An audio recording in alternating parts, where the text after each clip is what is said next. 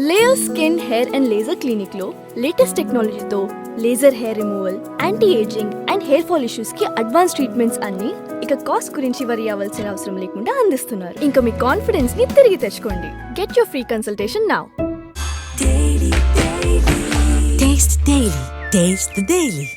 కొత్త సర్వేలో YCP graph down. మరి కూటమి పరిస్థితి ఏంటి అనేది ఈ వీడియోలో మీకు తెలియజేస్తా.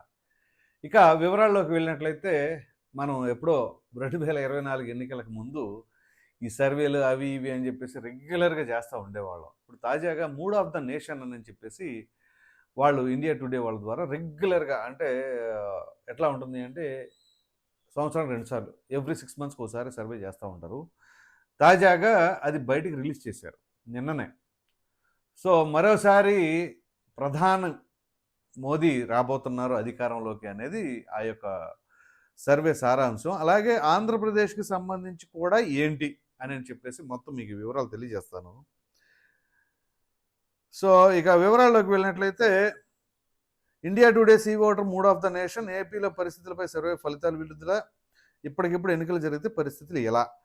సో ఇక్కడ కేంద్రంలో మోదీ పక్కాగా రాబోతున్నారు అనేది వీళ్ళు చెప్పిన దాని ప్రకారంగా ఎన్డీఏకి సుమారుగా 350 పైమాటే వస్తాయని చెప్పేసి, అంటే ఎన్డీఏ కూటమికి. ఇక ఓన్లీ బీజేపీకి అయితే సుమారుగా 290 దాకా వచ్చే అవకాశాలు ఉన్నాయి అనేది. సో ఇక మన రాష్ట్రం ఇంపార్టెంట్ కదా. సరే, కేంద్రంలో ఇక వాళ్ళకి తిరిగే లేదన్నట్లుగా మోదీ గారి హవా నడుస్తుంది. మరి ఇప్పుడు ఆంధ్రప్రదేశ్ పరిస్థితి ఏంటి? ఓ ప్రక్కన జగన్మోహన్ రెడ్డి ఏమో పదే పదే మేము వచ్చేస్తున్నాం, ప్రజలకు తీవ్ర వ్యతిరేకత ఉంది, ఇంకేముంది వాళ్ళ పని అయిపోయింది, కూటమి అటర్ ఫ్లాప్, సూపర్ 6 లేదు, సూపర్ 7 లేదు, ప్రజలు మోసం చేశారు, అది ఇది అని చెప్పేసి మైకు ముందుకు వచ్చినప్పుడల్లా గట్టిగా మాట్లాడుతున్నారు. ఇక అదే పట్టుకొని మేము వస్తాం, గొడ్లోడు తీసేస్తాం, లేకపోతే రప్పలాడిస్తాం అని చెప్పేసి రకరకాలుగా మాట్లాడుతూ ఉన్నారు. ఇప్పుడు ఈ సర్వే చెప్పిన తర్వాత ఎవరికి రప్ప అవుద్ది, ఏమవుద్ది అనేది మీరే కామెంట్ సెక్షన్లో తెలియచేయండి. ఇక విషయానికి వచ్చేసరికి, ఆంధ్రప్రదేశ్లో కూటమి ప్రభుత్వం అధికారంలోకి వచ్చి 1.5 ఏళ్ల అవుతుంది. జూన్ నాటికి 2 ఏళ్ళు పూర్తి చేసుకోబోతుంది. సో ఏపీలో అధికారంలో ఉన్న కూటమి ప్రభుత్వ పాలన ఎలా ఉంది, ప్రజలు ఎలా ఉన్నారు ఏంటి అనేది ఇప్పుడు మీకు తెలియజేస్తా. సో ఈ India Today C voter mood of the nation పేరుతో ఈ సర్వేలో ఇప్పటికిప్పుడు ఎన్నికలు జరిగితే అంచనాలు ఏ విధంగా ఉన్నాయి అనేది. సో ఇక్కడ ఏంటి అంటే, ఏపీలో 2024లో కూటమి బ్రహ్మాండమైన గెలుపు సాధించిందే కదా. టీడీపీ, జనసేన, బీజేపీకి 164 సీట్స్, ఇది నార్మలే. So YCP 11. ఇక ఎంపీలకు వచ్చేసరికి 25లో టీడీపీకి 16, బీజేపీకి 3, జనసేనకి 2, వైసీపీకి 4. ఓకే, ఇది మనకి ప్రీవియస్ అంటే 2024 ఎలక్షన్ రిజల్ట్స్ అన్నమాట.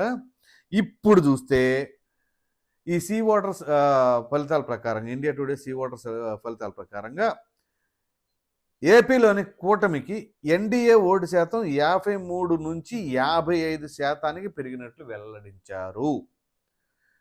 ఇంకా ఎంపీ సీట్లు విషయానికి వస్తే 22 నుంచి 24 సీట్లు వస్తాయని అంచనా వేశారు. కూటమికి 22 నుంచి 24 సో మొన్నటిదాకా 21 కదా కూటమికి సంబంధించి, ఇప్పుడు ఇంకా పెరిగింది 22 నుంచి 24.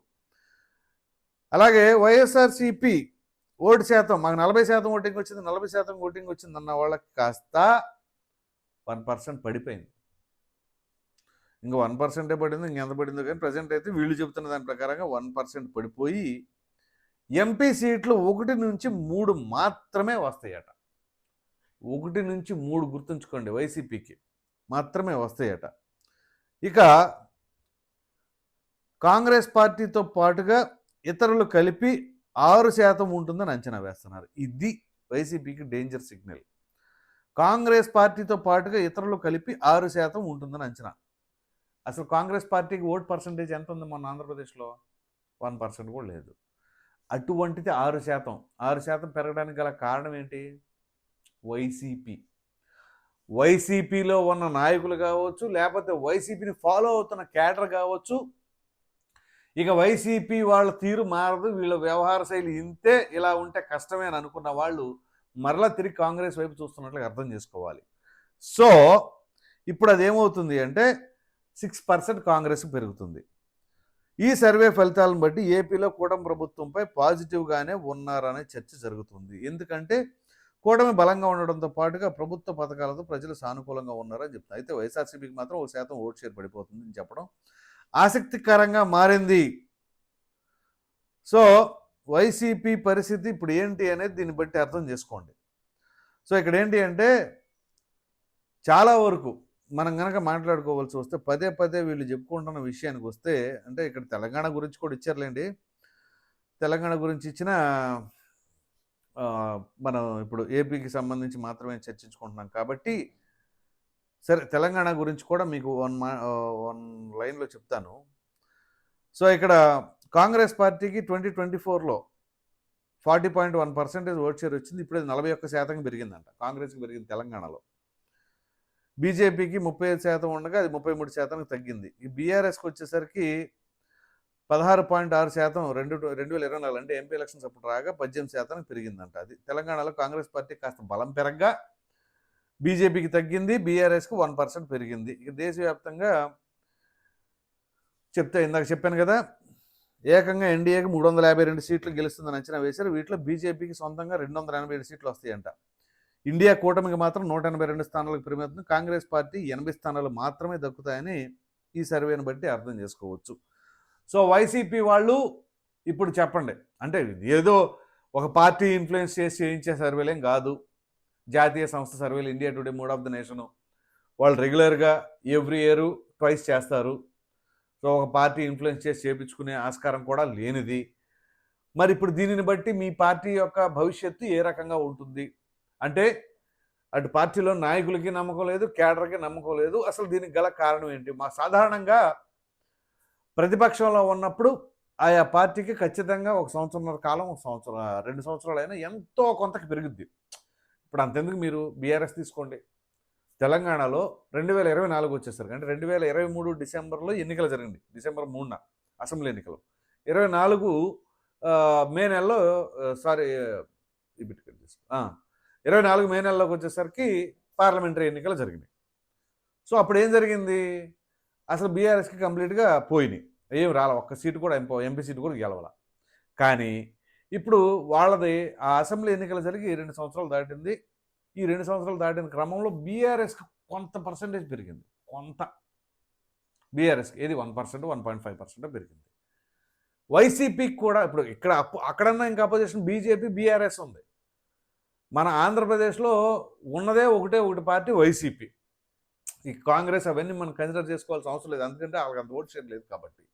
మరి అటువంటప్పుడు వైసీపీనే మేజర్ పార్టీ కదా, ఆ పార్టీకి ఇంకా పర్సెంటేజ్ తగ్గింది అంటే ఏంటి వీళ్ళ వ్యవహార శైలి, వీళ్ళు వెళ్తున్న ట్రాక్ ఏ రకంగా ఉంది, అసలు ప్రజలు ఏ రకంగా ఈ పార్టీని భావిస్తున్నారు అనే ధోరణిలోనే అర్థం చేసుకోవాలిగా. ఇప్పుడు 100% కరెక్ట్ అని నేను అనట్లేదు, కానీ ఆ సర్వే వాళ్ళు చెబుతున్న దాన్ని బట్టి అసలు సాధారణంగా గ్రౌండ్ లెవెల్లో మనం ఇప్పుడు వాళ్ళు అవసరస్తున్న తీరు, ప్రెస్ మీట్లు పెట్టి మాట్లాడుతున్న వ్యవహారం, పదే పదే అడుగడుగున ఎక్కడికక్కడ రప్ప ఫ్లెక్సీలు పెట్టేసి ఇది చేయడం కావచ్చు, లేకపోతే జగన్మోహన్ రెడ్డి గారు బయటకు వచ్చినప్పుడు జరుగుతున్న ఇబ్బందులు కావచ్చు. అంతెందుకు ఇప్పుడు సింగయ్య మృతి, ఎవరిని ఆ సత్తెనపల్లి ఏదో గ్రామానికి వెళ్ళినట్టు, రెంటపాళ్ళు అనుకుంటా, ఆ గ్రామానికి వెళ్ళినప్పుడు సింగయ్య మృతి కావచ్చు, బంగారుపాళెం వెళ్ళినప్పుడు మామిడి రైతులను పరామర్శించడానికి మామిడికాయలు తొక్కడం ఏంటండి?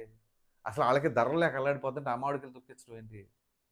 సో అట్లా వాళ్ళకి మరి రాజకీయం చేయటం తెలియట్లేదో, ఎవరు గైడెన్స్ చేస్తున్నారో, ఎవరు వాళ్ళకి స్ట్రాటజిస్ట్గా పనిచేస్తున్నారో, కానీ వాళ్ళ గ్రాఫ్ అయితే మాత్రం ఇంకా పడిపోయింది. ఈ నేపథ్యంలోనే ఆ పార్లమెంటరీ స్థానాలు కాస్త 1 నుంచి 3 మాత్రమే గెలిచే స్కోప్ ఉంటుంది. యాజ్ ఆఫ్ నౌ ఈ 1.5 ఇయర్ రూలింగ్లో కూటమి ప్రభుత్వం పైన అయితే పాజిటివ్గా ఉంది. వాళ్ళ ఓట్ పర్సెంటేజ్ పెరిగింది, ఇలా ఓట్ పర్సెంటేజ్ తగ్గింది.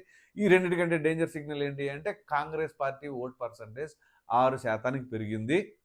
సో అంటే కాంగ్రెస్ క్రమంగా పుంజుకోబోతుంది. ఇది వైసీపీకి మహా డేంజర్ సిగ్నల్. ఇది అండర్లైన్ చేసుకోండి వైసీపీ వాళ్ళు. మరి దీన్ని బట్టి ఏం చేయాలి అనేది కూడా ఆలోచించుకోండి.